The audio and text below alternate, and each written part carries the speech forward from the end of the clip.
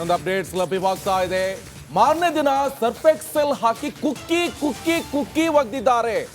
ಒಗೆದು ಹಾಕಿದ್ದೇನೆ ಅಂತ 95ನೇ ಸಾಕ್ಷಿ ಹೇಳಿಕೆಯನ್ನು ಕೊಟ್ಟಿದ್ದಾರೆ. 3 ದಿನ ಆದ್ಮೇಲೆ ಬಟ್ಟೆ ಒಗೆದ್ರೆ ರಕ್ತದ ಕಲೆ ಹೇಗಿರುತ್ತೆ ಸ್ವಾಮಿ ಅಂತ ಕೇಳ್ತಿದ್ದಾರೆ. ನೋಡಿ, ರಕ್ತದ ಕಲೆ ಬಗ್ಗೆ ಉಲ್ಲೇಖಿಸಿದ್ದಾರೆ ಹಿರಿಯ ವಕೀಲ ಸಿವಿ ನಾಗೇಶ್ ಅವರು. ಅದು ಸರ್ಫ್ ಹಾಕಿ ಕುಕ್ಕಿ ಒಗೆದಿದ್ದಾರೆ. ಆಗ ಒಗೆದ್ರು ಕೂಡ ರಕ್ತದ ಕಲೆಯಲ್ಲಿ ಹೇಗಿರುತ್ತೆ ಅಂತ 95ನೇ ಸಾಕ್ಷಿ ಹೇಳಿಕೆಯನ್ನು ಕೂಡ ಇಲ್ಲಿ ಉಲ್ಲೇಖ ಮಾಡ್ತಿದ್ದಾರೆ. ಸುಶೀಲಮ್ನವರು 95ನೇ ಸಾಕ್ಷಿ ಅವ್ರು ಏನು ಹೇಳಿಕೆಯನ್ನು ಕೊಟ್ಟಿದ್ದಾರೆ ಅದೇ ಹೇಳಿಕೆಯನ್ನ ಈಗ ಸಿವಿ ನಾಗೇಶ್ ಅವರು ಉಲ್ಲೇಖವನ್ನ ಮಾಡ್ತಾ ಇದ್ದಾರೆ. ಅಂತ ಹೇಳಿದ್ರೆ ಜಡ್ಜನ್ನು ಕನ್ವಿನ್ಸ್ ಮಾಡಬೇಕು, ಯಾಕಂದ್ರೆ ಮನದಟ್ಟು ಮಾಡಬೇಕು. ಕೋರ್ಟಿಗೆ ಬೇಕಾಗಿರುವಂಥದ್ದು ಕೊನೆಯದಾಗಿ ಸಾಕ್ಷಿಗಳು ನೆಟ್ಟಿಗಿದೆಯಾ, ಅದು ಕರೆಕ್ಟ್ ಆಗಿರುತ್ತೆ. ಸಾಕ್ಷಿಯಲ್ಲಿ ಏನಾದರೂ ಲೂಪ್ ಹೋಲ್ ಇರ್ಬೋದು, ಅಥವಾ ಈಗಾಗಲೇ ನೀವು ನೋಡ್ತಾ ಇರ್ಬೋದು ಒಂದ್ ಕಡೆ ಪೊಲೀಸ್ ಅವರು ಒಂದಿಷ್ಟು ಚಾರ್ಜ್ ಶೀಟ್ ಅನ್ನ ಕೊಟ್ಟಿದ್ದಾರೆ, ಅದರಲ್ಲೂ ಕೂಡ ಸಾಕಷ್ಟು ಉಲ್ಲೇಖ ಮಾಡಿದ್ರು. ಇದರಲ್ಲಿ ಬಹಳ ಪ್ರಮುಖವಾಗಿ ಇಲ್ಲಿ ರೇಣುಕಾಸ್ವಾಮಿಯನ್ನ ಕಿಡ್ನಾಪ್ ಮಾಡ್ಕೊಂಡು ಬಂದಿಲ್ಲ, ಆತನೇ ಇಲ್ಲಿ ಬಂದಿದ್ದಾನೆ, ಆ ದುರ್ಗಾ ಬಾರಲ್ಲಿ ವೈನ್ ಶಾಪ್ ಅಲ್ಲಿ ಹೋಗ್ಕೊಂಡು 600 ರೂಪಾಯಿ ಫೋನ್ ಪೇ ಮಾಡಿದ್ದಾನೆ, ಹೀಗೆಲ್ಲ ಉಲ್ಲೇಖ ಮಾಡಿದ್ದಾರೆ. ಆ ಪ್ರಶ್ನೆ ಬೇರೆ ಬಿಡಿ, ಯಾಕಂತ ಹೇಳಿದ್ರೆ ಎಲ್ಲರನ್ನೂ ಕೂಡ ಇಲ್ಲಿ ಕಿಡ್ನಾಪ್ ಮಾಡ್ಕೊಂಡು ಬರೋದಿಲ್ಲ, ಕುಸ್ಲಾಯಿಸ್ಕೊಂಡು ಕರ್ಕೊಂಡು ಬರ್ತಾರೆ. ಜೊತೆಗೆ ನೋಡಿ, ಅಂದು ಮನೆಯಲ್ಲಿ 37,40,000 ಸೀಸ್ ಮಾಡಿದ್ದಾರೆ.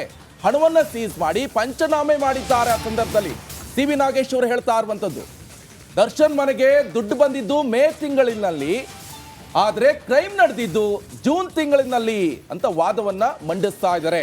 ಕ್ರೈಮ್ಗೂ ಹಾಗೆ ಈ ದುಡ್ಡು ಬಳಸೋದಕ್ಕೆ ಹೇಗ್ ಸಾಧ್ಯ ಅಂತ ಸಿವಿ ನಾಗೇಶ್ ಅವರು ಕೇಳ್ತಾ ಇದ್ದಾರೆ.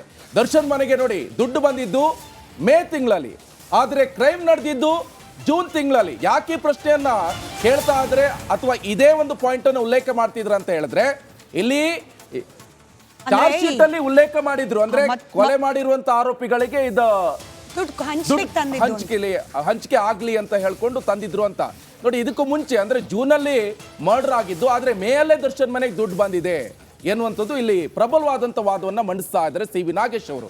ಇಲ್ಲಿ ಕೊನೆಯದಾಗಿ ಈಗ ಒಂದು ಪ್ರಶ್ನೆ ಕಾಡ್ತಾ ಇರುವಂತದ್ದು, ಹಾಗಾದ್ರೆ ದರ್ಶನ್ಗೆ ಪರ್ಮನೆಂಟ್ ಆಗಿ ಬೇಲ್ ಸಿಗತ್ತಾ ಎನ್ನುವಂತ ಪ್ರಶ್ನೆಗೆ ಉದ್ಭವ ಆಗ್ತಾ ಇದೆ. ಸರ್ಫ್ ಎಕ್ಸೆಲ್ ಬಗ್ಗೆ ಉಲ್ಲೇಖ ಮಾಡಿದ್ರು. ಹೌದು, ಒಂದು ಅಡ್ವರ್ಟೈಸ್ಮೆಂಟ್ ಸುಳ್ಳಿರ್ಬೇಕು, ಇಲ್ಲ ಸುಶೀಲಮ್ಮ ಹೇಳಿದ್ ಸುಳ್ಳಿರ್ಬೇಕು. ಅಡ್ವರ್ಟೈಸ್ಮೆಂಟ್ ಅಲ್ಲಿ ಹೇಳ್ತಾರಲ್ಲ ಎಲ್ಲಾ ಕಲೆ ಹೊಟ್ಟೋಗುತ್ತೆ ಅಂತ. ಸರ್ಫ್ ಎಕ್ಸೆಲ್ ಹಾಕಿ ಕುಕ್ಕಿ ಒಗ್ದ ಮೇಲೂ ಕೂಡ ರಕ್ತದ ಕಲೆ ಹೆಂಗಿತ್ತು? ಸಿವಿ ನಾಗೇಶ್ ಅವ್ರ ಪ್ರಶ್ನೆ ವ್ಯಾಲಿಡ್ ಇದೆ. ಹೌದು, ಹಿಂಗಾದ್ಮೇಲೂ ಕೂಡ ರಕ್ತದ ಕಲೆ ಹೆಂಗ್ ಸಿಕ್ತು ಬಟ್ಟೆಯಲ್ಲಿ? ಅವರು 100% ಹೋಗಲ್ಲ, 99 ಅಂತ ಕೊಡ್ತಾರೆ. 1% ಉಳ್ಕೊಂಡಿರ್ಬೋದು. ನೋಡಿ, ಈಗಾಗಲೇ ಗಮನಿಸ್ತಾ ಇದ್ವಿ ಒಂದ್ ಕಡೆ ಯಾವ ರೀತಿಯಾಗಿ ಇವರು ವಾದವನ್ನ ಮಂಡಿಸ್ತಾ ಇದ್ದಾರೆ. ಒಟ್ಟಾರೆಯಾಗಿ ಈ ಸಿವಿ ನಾಗೇಶ್ ಅವರಿಗೆ ಇರುವಂತದ್ದು ತಮ್ಮ ಕಕ್ಷಿದಾರ ಇದರಲ್ಲಿ ಯಾವುದೇ ತರನಾಗಿ ಇನ್ವಾಲ್ವ್ ಆಗಿಲ್ಲ, ಈತ ಕೊಲೆ ಮಾಡಿಲ್ಲ, ಸುಮ್ಮನೆ ಪೊಲೀಸ್ನವರು ಈತನ ಹಣೆ ಮೇಲೆ ಕಟ್ಟಿದ್ದಾರೆ. ಇದೆಲ್ಲವೂ ಕೂಡ ಇಲ್ಲಿ ಪ್ರಶ್ನಾರ್ಥಕ ಚಿಹ್ನ ಆಗ್ತಾ ಇರುವಂತದ್ದು. ಚಾರ್ಜ್ ಶೀಟ್ ನಲ್ಲಿ ಉಲ್ಲೇಖ ಮಾಡಿದ್ದಾರೆ, ದರ್ಶನ್ ಇಲ್ಲಿ ಮೇನ್ ಆರೋಪಿ ಆಗಿದ್ದಾರೆ, A2 ಆರೋಪಿ ಅಂತ ಮಾಡಿದ್ದಾರೆ. ದರ್ಶನ್ಗೂ ಈತನಿಗೆ ಯಾವುದೇ ತರ ಸಂಬಂಧ ಇಲ್ಲ, ಕೊಲೆ ಮಾಡಿಲ್ಲ, ದರ್ಶನ್ ಕೊಲೆ ಆದ ಸಂದರ್ಭದಲ್ಲಿ ಅಲ್ಲಿ ಇದ್ದಿಲ್ಲ, ಪಟ್ಟಣಗೆರೆ ಶೆಡ್ ಅಲ್ಲಿ ಇರ್ಲಿಲ್ಲ ಅಂತ ವಾದವನ್ನ ಮಾಡ್ತಾ ಇದ್ದಾರೆ.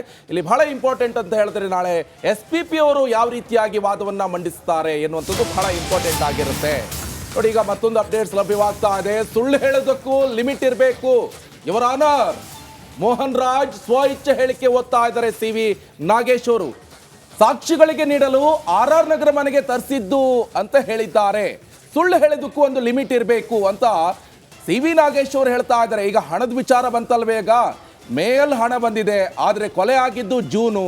ಆದ್ರೆ ಈ ಕೊಲೆ ಆರೋಪಿ ಎನ್ನುವಂಥದ್ದು ದರ್ಶನ್ ಅಂತ ಈಗ ಉಲ್ಲೇಖ ಮಾಡಿದ್ರಲ್ಲ, ಕೊಲೆ ಆದ್ಮೇಲೆ ಸಾಕ್ಷಿ ನಾಶಕ್ಕೋಸ್ಕರ ಈ ದುಡ್ಡನ್ನ ಹಂಚಲಾಗಿದೆ, ಹಂಚಕ್ಕೋಸ್ಕರನೇ ದರ್ಶನ್ ಮನೆಯಲ್ಲಿ ಸಂಗ್ರಹ ಮಾಡಿ ಇಟ್ಕೊಂಡಿದ್ದಾರೆ ಎನ್ನುವಂಥದ್ದು ಚಾರ್ಜ್ ಶೀಟ್ ನಲ್ಲಿ ಉಲ್ಲೇಖ ಮಾಡಲಾಗಿದೆ.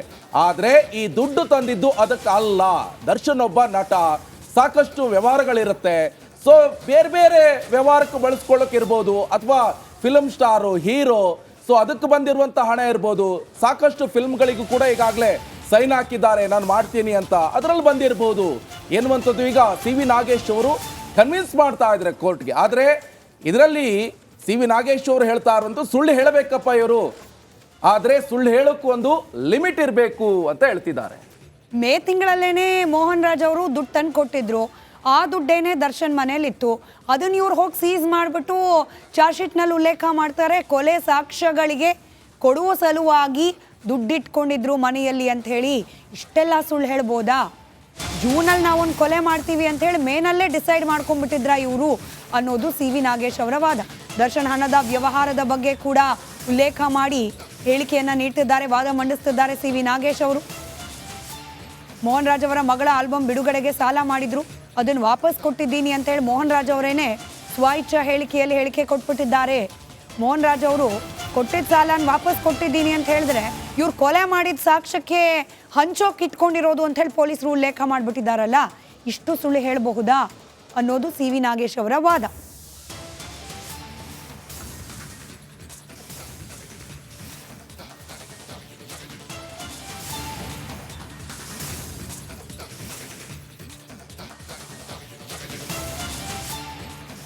ದರ್ಶನ್ ಕೊಲೆ ಪ್ರಕರಣದಲ್ಲಿ ಇನ್ವಾಲ್ವ್ಮೆಂಟ್ ಇಲ್ಲ, ರೇಣುಕಾಸ್ವಾಮಿ ಕೊಲೆಗೂ ದರ್ಶನ್ ಅವರಿಗೂ ಯಾವುದೇ ರೀತಿ ಸಂಬಂಧ ಇಲ್ಲ ಅನ್ನೋದನ್ನ ಸಾಬೀತುಪಡಿಸುವ ಪ್ರಯತ್ನವನ್ನ ಜಾಮೀನು ಅರ್ಜಿ ವಿಚಾರಣೆ ಸಂದರ್ಭದಲ್ಲೇನೆ ಮಾಡ್ತಿದ್ದಾರೆ ವಕೀಲರಾದ ಸಿ ವಿ ನಾಗೇಶ್. ನೋಡಿ, ದರ್ಶನ್ ಅಲ್ಲಿದ್ರು ಅಂತ ಹೇಳಿದ್ರು, ಆದರೆ ಟವರ್ ಲೊಕೇಶನ್ ಅನ್ನ ಹೆಂಗೆಲ್ಲ ಫೇಕ್ ಮಾಡ್ಬೋದು ಅನ್ನೋದಕ್ಕೆ ನಾನು ಡೆಮಾನ್ಸ್ಟ್ರೇಷನ್ ಮಾಡಿ ತೋರಿಸ್ತೀನಿ ಅಂತ ಹೇಳಿ ಕೋರ್ಟ್ನಲ್ಲೇ ಲೈವ್ ಡೆಮಾನ್ಸ್ಟ್ರೇಷನ್ ಕೊಟ್ಟವರು ಇದೇ ಸಿ ವಿ ನಾಗೇಶ್ ಅವರು. ಇನ್ನು ದರ್ಶನ್ ಅವರು ಕಿಡ್ನ್ಯಾಪ್ ಮಾಡಿಸಿ ಕೊಲೆ ಮಾಡಿಸಿದ್ದಾರೆ ಅಂತ ಆರೋಪ ಮಾಡಿದ್ರು, ಆದರೆ ಕಿಡ್ನ್ಯಾಪೇ ಆಗಿಲ್ಲ, ರೇಣುಕಾಸ್ವಾಮಿ ಖುಷಿಯಾಗೇ ಬಂದಿದ್ದಾನೆ ಅನ್ನೋದಕ್ಕೆ ದಾರಿ ಮಧ್ಯದಲ್ಲಿ ಪಾರ್ಟಿ ಮಾಡಿರೋದು, ಪಾರ್ಟಿಗೆ ಇವನೇ ದುಡ್ಡು ಕೊಟ್ಟಿರೋದು ಸಾಕ್ಷಿ, ಅಲ್ಲಿಗೆ ಈ ಕಿಡ್ನ್ಯಾಪ್ ಮಾಡಿಸಿದ್ದಾರೆ ಅನ್ನೋ ಆರೋಪ ಕೂಡ ಸುಳ್ಳು. ಇನ್ನು ದರ್ಶನ್ ಪಟ್ಟಣಗೆರೆಯ ಶೆಡ್ನಲ್ಲಿ ಒದ್ದು ಸಾಯಿಸಿದ್ರು ಅಂತ ಹೇಳಲಾಗ್ತಾ ಇದೆ, ಆದರೆ ಒದ್ದಿರೋದಕ್ಕೆ ಬೂಟ್ನಲ್ಲಿ ರಕ್ತದ ಕಲೆ ಸಾಕ್ಷಿ ಇತ್ತು ಅನ್ನೋದ್ರ ಬಗ್ಗೆನೇ ಅನುಮಾನ ಇದೆ. ಇದೆಲ್ಲ ಗಮನಿಸ್ತಾ ಇದ್ರೆ ದರ್ಶನ್ ಅವ್ರ ಪಾತ್ರ ಇದರಲ್ಲಿ ಇದೆ ಅನ್ನೋದ್ರ ಬಗ್ಗೆನೇ ಅನುಮಾನ ಇದೆ ಮಹಾಸ್ವಾಮಿ ಅಂತ ಹೇಳಿ ವಾದ ಮಂಡಿಸ್ತಿದ್ದಾರೆ ಸಿ ವಿ ನಾಗೇಶ್.